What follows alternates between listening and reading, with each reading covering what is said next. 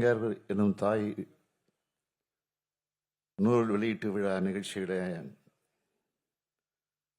பங்கேற்று சிறப்பித்துக் கொண்டிருக்கக்கூடிய கழகத்தினுடைய பொதுச் செயலாளர்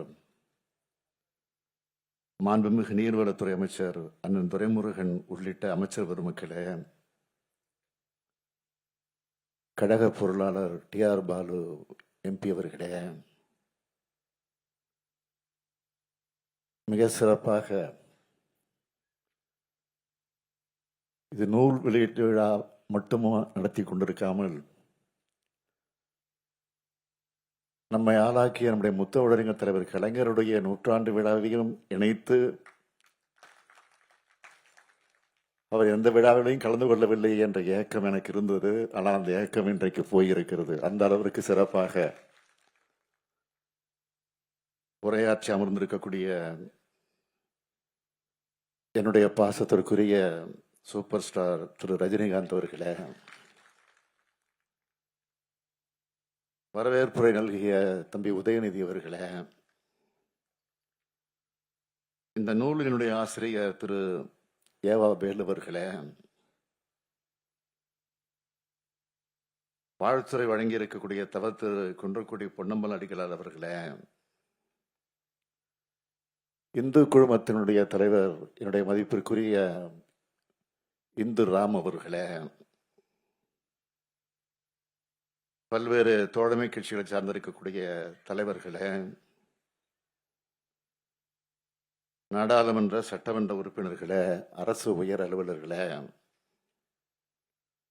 சீதை பதிப்பகத்தின் திரு கௌரா ராஜசேகர் அவர்களே, வருகை தந்திருக்கக்கூடிய பெரியோர்களே, தாய்மார்களே, உள்ளாட்சி அமைப்புகளுடைய பிரதிநிதிகளே, பல்வேறு மாவட்டங்களிலிருந்து வருகை தந்திருக்கக்கூடிய கழக நிர்வாகிகளே, பத்திரிகை மற்றும் ஊடகத்துறையை சார்ந்திருக்கக்கூடிய சகோதரர்களே,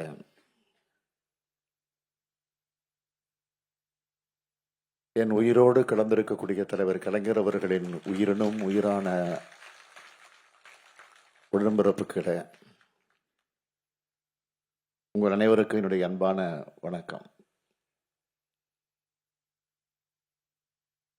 தாய் காவியத்தை கவிதை நடையில் தீட்டின தலைவர் கலைஞருக்கு தமிழ் ஓவியம் தீட்டி இருக்கிறார் நம்முடைய ஆருயிர் சகோதரர் வேலு அவர்கள். புத்தகத்தோட தலைப்பை பாருங்க, கலைஞர் எனும் தாய். எத்தனை பொருத்தம்! இந்த தலைப்பிலேயே மொத்தமும் அடங்கி இருக்கு. தலைவர் கலைஞர் அவர்கள் தாய் காவியம் தீட்டின அந்த பணி மட்டுமல்ல, அவர் தாயாகவும் வாழ்ந்தார். எனக்கு தந்தை மட்டுமல்ல, தாயும் அவர்தான். எனக்கு மட்டுமல்ல, ஏவாவேல் அவர்களைப் போல லட்சோப லட்ச உடன்பிறப்புகளுக்கு தந்தையாய், தாயாய், தலைவராய் இருந்து நம்மை எல்லாம் வளர்த்து போற்றிய அற்புத ஆளுமைதான் தலைவர் கலைஞர் அவர்கள். கழகத்தைச் சேர்ந்தவர்களே மட்டுமல்ல, பல்வேறு துறைகளை சார்ந்திருக்கக்கூடிய பலரையும் அரவணைச்சவர் தலைவர் கலைஞர் அவர்கள். அதோட அடையாளம் வந்தான் சூப்பர் ஸ்டார் ரஜினி அவர்களும், திரு குன்றக்குடி பொன்னம்பல அடிகளார் அவர்களும், இந்து என் ராம் அவர்களும் இந்த மேடையில் இருக்கிறாங்க. இவங்கெல்லாம் தலைவர் கலைஞரோட நெருங்கி பழகினவங்க. அவங்களும் கலைஞருடைய உடன்பிறப்புகள் தான். அப்படித்தான் வேறுபாடு இல்லாம எல்லார் மேலையும் அன்பு செலுத்துவரா நம்முடைய தலைவர் கலைஞர் இருந்தார். தலைவர் கலைஞருடைய தாய், அதாவது என்னுடைய பாட்டி அஞ்சுகம் அம்மா அவர்கள், அவரை பற்றி தலைவர் கலைஞர் அவர்கள் மிக மிக உருக்கமாக எழுதுவார். இன்னும் சொல்லணும்னா அதை விட உருக்கமா எழுதினவங்க மக்கள் திலகம் எம்ஜிஆர் அவர்களும், நடிகர் திலகம் சிவாஜி அவர்களும். அஞ்சுகம் அம்மையார் அவர் தங்களுக்கு எப்படியெல்லாம் உணவூட்டி அன்பு காட்டி வளர்த்தாங்கன்னு அவங்க பேசியிருக்காங்க. தன்னுடைய தாயை பெரிதும் போற்றி தானும் தாய் உள்ளத்தோடு செயல்பட்டவர் தலைவர் கலைஞர். அப்படிப்பட்ட தலைவருக்கு கலைஞர் என்னும் தாய் நூல் தலைப்பு மிக மிக பொருத்தமாக அமைந்திருக்கிறது. எல்லாரும் சொன்னாங்க, தலைவர் கலைஞர் அவர்கள் ஏவா அவர்களை பாராட்டும் போது ஏவா வேலு என்றால் எதிலும் வல்லவர்னு பாராட்டுவார். தலைவர் கலைஞர்கிட்ட அப்படி ஒரு பேர் வாங்குறது சாதாரண விஷயம் இல்லை. அவரோட பழகின அத்தனை பேருக்கு நல்லா தெரியும். அதிலும் சீனியர் துரைமுருகனுக்கு நல்லாவே தெரியும். 2011ஆம் ஆண்டு வேலுவினுடைய மகன் கம்பன் திருமணத்தை நடத்தி வச்சு நம்முடைய முதலமைச்சராக இருந்த தலைவர் கலைஞர் அவர்கள் பேசினப்போ இதை குறிப்பிட்டு சொன்னார். அப்ப உணவுத்துறை அமைச்சராக இருந்த ஏவா வேலு அவர்கள் ₹1 1 கிலோ அரிசி அந்த திட்டத்தை சிறப்பா செயல்படுத்தினதை குறிப்பிட்டதோடு ரேஷன் கடைகள் செயல்பாட்டை பாராட்டி தமிழ்நாட்டை மற்ற மாநிலங்களும் பின்பற்றணும்னு உச்சநீதிமன்றம் பாராட்டினதை சொல்லி வேலுவை போன்ற ஆற்றல் பெற்றவர்களாக அனைத்து அமைச்சர்களும் வரணும்னு பாராட்டினார் நம்முடைய தலைவர் கலைஞர் அவர்கள். அதே போல தலைவர் கலைஞர் அவர்கள் சொன்ன இன்னொரு முக்கியமான பாராட்டு இருக்கு. நான் மனசுல என்ன நினைக்கிறேனோ அதை என் வாயால் சொல்லாமலேயே என் கண் அசைவின் மூலமாகவே அதை உணர்ந்து செய்து முடிக்கிற ஆற்றல் உள்ளவர்கள் தம்பி வேலு அவர்கள் தான் முதலிடத்தில் இருக்கிறார் என்று பாராட்டினார். இன்று எனக்கும் அதுபோல்தான் வேலு இருக்கிறார். 6வது முறை கழக ஆட்சி அமைஞ்சதும் பொதுப்பணி மற்றும் நெடுஞ்சாலைத்துறை அமைச்சர் பொறுப்பை நான் வேலு அவர்களிடத்தில் ஒப்படைச்சேன். சென்னையில் கலைஞர் நூற்றாண்டு உயர் சிறப்பு மருத்துவமனை, கிண்டியில் மதுரையில் கலைஞர் நூற்றாண்டு நூலகம், கலைஞர் நூற்றாண்டு ஏறுதழுத அரங்கம், ஜல்லிக்கட்டு, அதே போல திருவாரூர்ல கலைஞர் கோட்டம், அதெல்லாம் வேலுனுடைய திறமைக்கு சாட்சியா இன்னைக்கு விளங்கிட்டு இருக்கு. ஏன் அண்ணா அறிவாலயத்துல அரசு அலுவலகத்தில் அமைக்கப்பட்ட கலைஞர் சிலை அமைச்சவர் அவர் தான். இவை எல்லாத்துக்கும் தலையாய சாதனை தான் கடற்கரையில் அமைந்திருக்கக்கூடிய கலைஞர் உலகம். அதைத்தான் நம்முடைய சூப்பர் ஸ்டார் குறிப்பிட்டார். அதை பார்க்கிறவங்க எல்லாரும் வியந்து போகும் அளவுக்கு அதை அமைச்சு தந்தவர் நம்முடைய வேலு அவர்கள். அவர் பொதுப்பணி மற்றும் நெடுஞ்சாலைத்துறை அமைச்சர் மட்டும் இல்ல, கழகத்தை பொறுத்த வரைக்கும் சொன்னா சிலைகள் துறை, மணிமண்டபங்கள் துறை,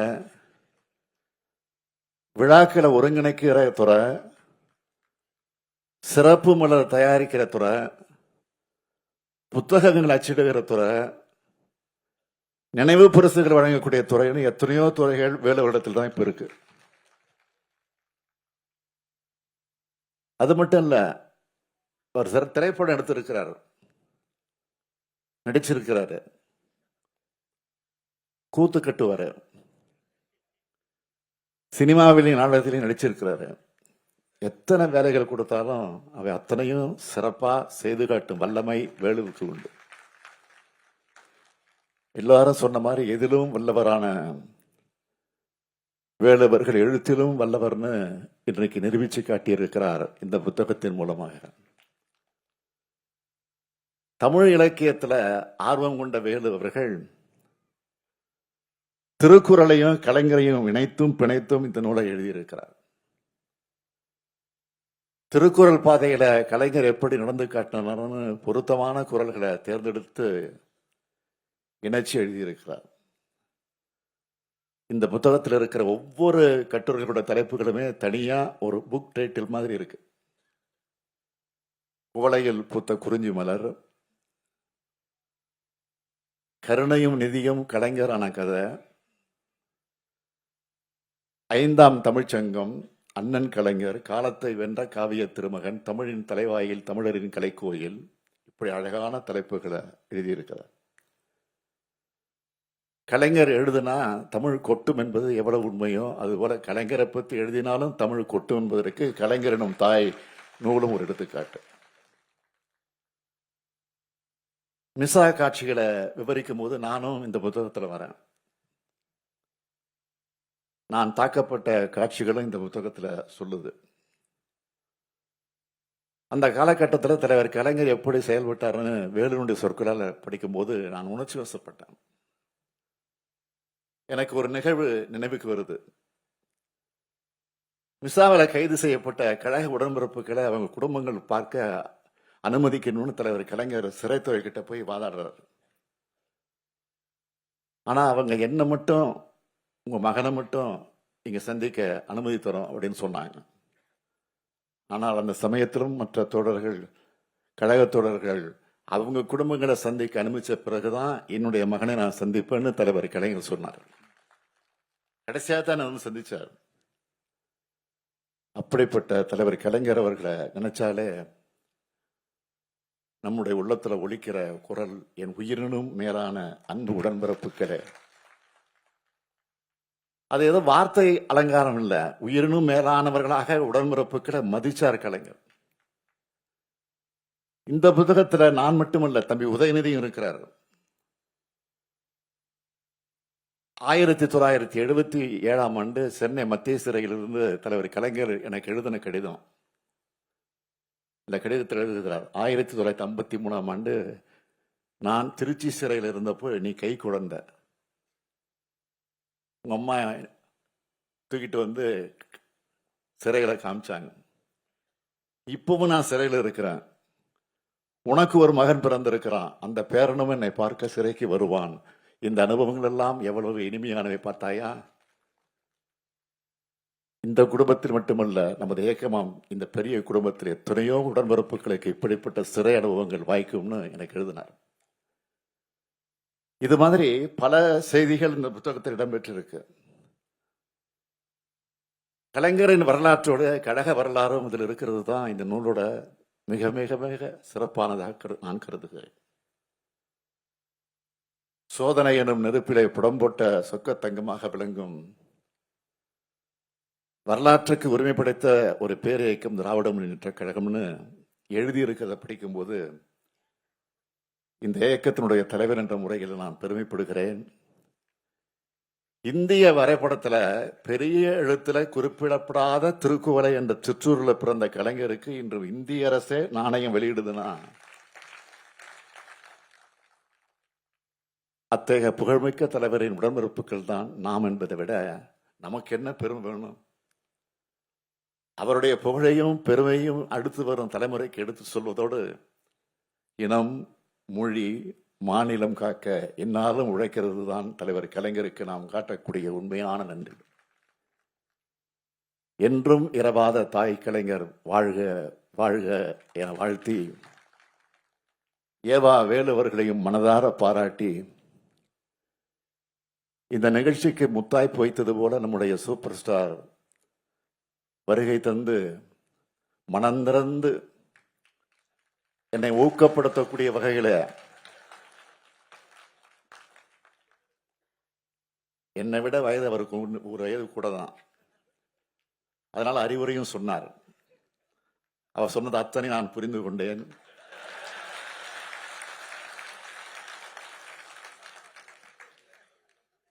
பயப்பட வேண்டாம், எதிலும் நான் தவறிவிட மாட்டேன், எல்லாத்திலையும் உஷாராக இருப்பேன் என்ற அந்த உறுதியை அவருக்கும் தெரிவித்து, அவருக்கு என்னுடைய வணக்கத்தை தெரிவித்து, இந்த நிகழ்ச்சியை சிறப்பாக அமைத்து எல்லாம் பெருமைப்படுத்தி இருக்கக்கூடிய ஏவா வேலுவர்களுக்கு மீண்டும் ஒரு முறை நன்றி நன்றி நன்றி நன்றி என்று கூறி விடைபெறுகிறேன். வணக்கம்.